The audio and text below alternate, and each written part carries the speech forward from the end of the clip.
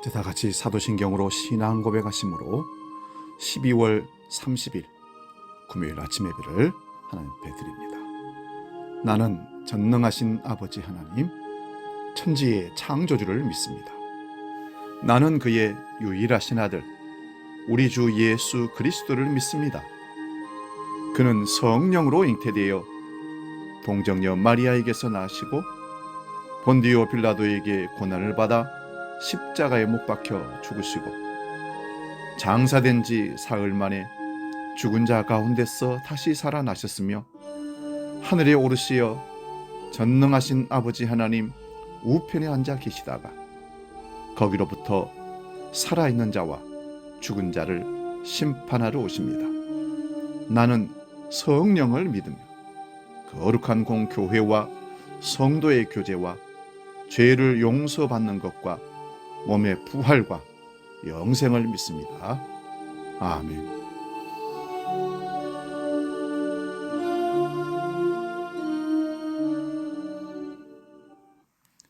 찬송가 274장 나 행한 것 죄뿐이니 함께 찬송합니다.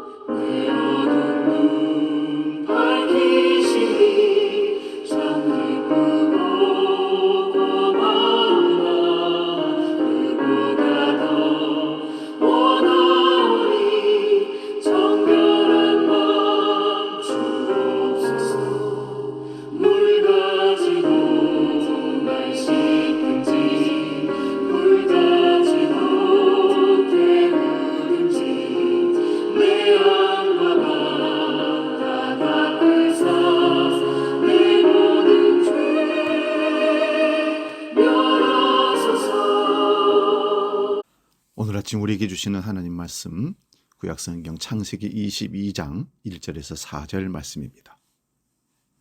창세기 22장 1절에서 4절 말씀 봉독할 때에 살아계신 하나님의 음성을 들을 수 있기 바랍니다. 지금 봉독합니다. 그 일 후에 하나님이 아브라함을 시험하시려고 그를 부르시되 아브라함아 하시니 그가 이르되 내가 여기 있나이다. 여호와께서 이르시되 네 아들 네 사랑하는 독자 이삭을 데리고 모리아 땅으로 가서 내가 네게 일러준 한 산 거기서 그를 번제로 드리라. 아브라함이 아침에 일찍이 일어나 나귀 안장을 지우고 두 종과 그의 아들 이삭을 데리고 번제에 쓸 나무를 쪼개어 가지고 떠나 하나님이 자기에게 일러주신 곳으로 가더니 제3일에 아브라함이 눈을 들어 그것을 멀리 바라본지라. 아멘. 오늘 봉독한 말씀으로 하나님의 뺄셈, 이런 제목으로 말씀의 은혜를 나눕니다. 2022년 이제 오늘과 내일 이틀이 남아있는 상태입니다. 하나님의 뺄셈이 내 신앙에 어떤 의미를 주는지를 한번 생각하며 은혜를 나눕니다.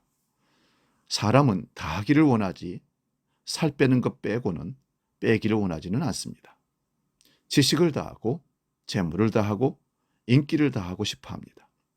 여러분은 무엇을 더 하고 싶습니까? 그리고 빼고 싶다면 무엇을 더 빼고 싶습니까? 2022년 정말 빼야 할 것을 빼고 출발할 때 새해가 복되고 더하는 인생으로 나갈 줄로 믿습니다.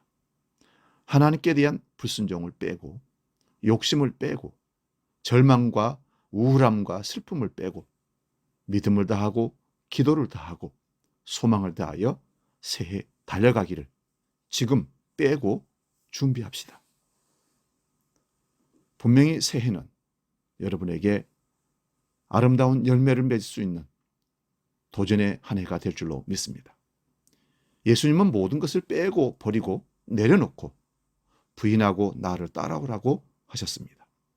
누구든지 나를 따라오려거든 자기를 부인하고 자기 십자가를 지고 나를 쫓아올 것이니라. 주님의 삶은 사실 다 빼고 버리는 삶으로 사시다가 이 세상을 떠나셨습니다. 오늘 본문에 하나님은 아브라함 100세에 낳은 아들을 요구하십니다. 시험하시는 하나님은, 여기서 시험은 유혹이 아니라 테스트하는 시험입니다. 아브라함에게 무엇을 주기 위해 오신 것이 아니라 빼앗기 위해 오신 것처럼 보입니다. 덧셈에서 뺄셈으로 오신 것입니다. 이삭을 요구하신 하나님은 이삭에 대한 세 가지 수식어를 열거하십니다. 내 아들, 내 소랑하는 독자 이삭을 데리고 모리아 땅으로 가라 하십니다. 하나님은 정확하게 이삭이라는 이름을 부르십니다. 이삭이 누구의 소유인지도 아십니다. 하나님은 우리에게 뺄셈이 필요할 때 철저하게 요구하십니다. 아브라함은 어떻게 했습니까? 먼저는 빛나는 순종을 보여주었습니다. 아브라함은 하나님의 그 엄청난 명령에 이튿날 일찍 떠날 채비를 했다고 3절에 기록합니다. 아브라함은 토시 한 번 달지 않았습니다. 사실 하나님의 명령은 이성적으로 볼 때 이치가 맞지 않습니다.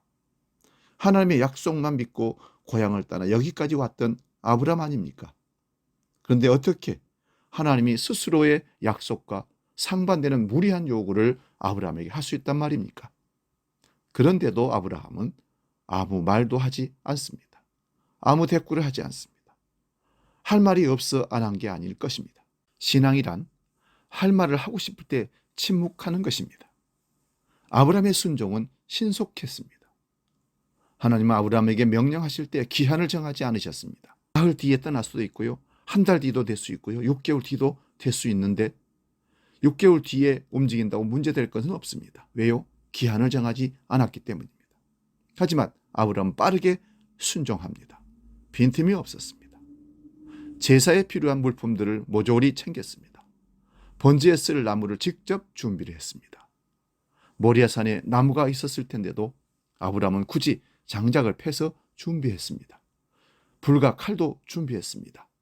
제사용 칼은 짐승의 심장을 찢어 위로 올렸다가 밑으로 잡아당기기 때문에 양쪽에 날이 예리하게 서 있는 칼이라고 합니다.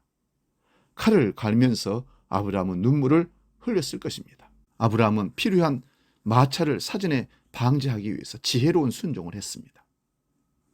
자신이 어떤 일을 하려는지 이삭에게 일일이 설명하지 않았습니다. 6절에서 이삭이 번제에 쓸 나무를 질 정도였으니까 적어도 13살, 14살 정도 되었을 거라고 추측합니다. 아버지가 자신을 죽이려 한다는 사실을 알면 도망칠 수 있었습니다. 아내 사라에게도 털어놓지 않았습니다. 둘째는 부활의 신앙을 갖고 아브라함이 길을 갔던 것입니다. 부엘세바에서 모리아산이 있는 예루살렘까지는 대략 75km 정도 된다고 합니다. 이 거리는 보통 사람 걸음으로 20시간 30분 정도 걸리는 꼬박 사흘길입니다. 사흘을 걸은 후 아브라함은 종들과 작별합니다. 인생에서 어떤 일은 혼자 감당해야 할 때가 많습니다. 창세기 22장 5절을 보면 그런데 아브라함이 종들과 헤어지면서 놀라운 말을 합니다. 내가 아이와 함께 저기 가서 예배하고 우리가 너희에게로 돌아오리라. 여기서 우리는 아브라함과 이삭을 말합니다. 아브라함은 죽은 이삭이 다시 살아날 것을 믿었던 듯 하는 표현입니다. 아브라함의 마음에 부활신앙이 언제부터 싹트는지 알 수 없습니다. 분명한 것은 부활신앙이 고난 뒤에 찾아온다는 것입니다. 하나님의 시험을 통과한 아브라함에게 여호와 이레의 축복이 주어졌습니다. 여호와 이레는 하나님이 자신을 위해 스스로 공급하신다는 뜻입니다. 준비하신다는 뜻입니다. 하나님은 아브라함의 믿음을 확인하고 아브라함과 후손의 미래를 보장하셨습니다. 여호와 이레의 핵심은 순양을 얻었다는 것이 아니라 아브라함이 자신의 미래를 온전히 하나님께 맡겼다는 사실입니다. 맡겼다는 것은 믿었다는 것입니다. 그리고 하나님께서 그것을 보장해 주셨습니다. 이것이 바로 아브라함이 받은 믿음의 보상입니다. 나아가 하나님은 만민을 위한 축복의 통로가 될 것이라는 인증 도장을 아브라함에게 찍어 주셨습니다. 그게 16절에서 18절입니다. 한번 보겠습니다. 이르시되 여호와께서 이르시기를 내가 나를 가리켜 맹세하노니 네가 이같이 행하여 내 아들 내 독자도 아끼지 아니하였은즉 내가 네게 큰 복을 주고 네 씨가 크게 번성하여 하늘의 별과 같고 바닷가의 모래와 같게 하리니 네 씨가 그 대적의 성문을 차지하리라. 또 네 씨로 말미암아 천하 만민이 복을 받으리니 이는 네가 나의 말을 준행하였음이니라 하셨다 하니라. 아멘. 죽기까지 순종하는 신앙, 곧 뺄셈의 신앙은 상상도 못한 새로운 축복을 이끌어낼 줄로 믿습니다. 아브라함의 순종은 처음도 과정도 결론도 아름다웠습니다. 한결같은 믿음으로 빼기를 함으로 신앙이 주는 복을 누릴 수 있기를 바랍니다. 기도하겠습니다. 거룩하신 아버지, 우리는 과한 욕심을 부리기도 하고 정력적으로 이생의 자랑으로 안목의 정욕으로 하나님의 말씀을 거역하고 내 욕심을 챙겼던 더하기의 삶을 계속적으로 누렸던 우리는 아니었습니까? 2022년을 마감하면서 이제는 빼고 2023년에는 하나님이 더해 주시는 믿음의 축복을 누리기를 원합니다. 주여, 우리에게서 빼야 할 것을 가르쳐 주시고 결단하게 하시고 과감하게 믿음으로 순종함으로 부활신앙으로 아버지 앞에 설 수 있도록 우리를 이끌어 주시옵소서. 주기도로 함께 기도합니다. 하늘에 계신 우리 아버지, 아버지의 이름을 거룩하게 하시며 아버지의 나라가 오게 하시며 아버지의 뜻이 하늘에서와 같이 땅에서도 이루어지게 하소서.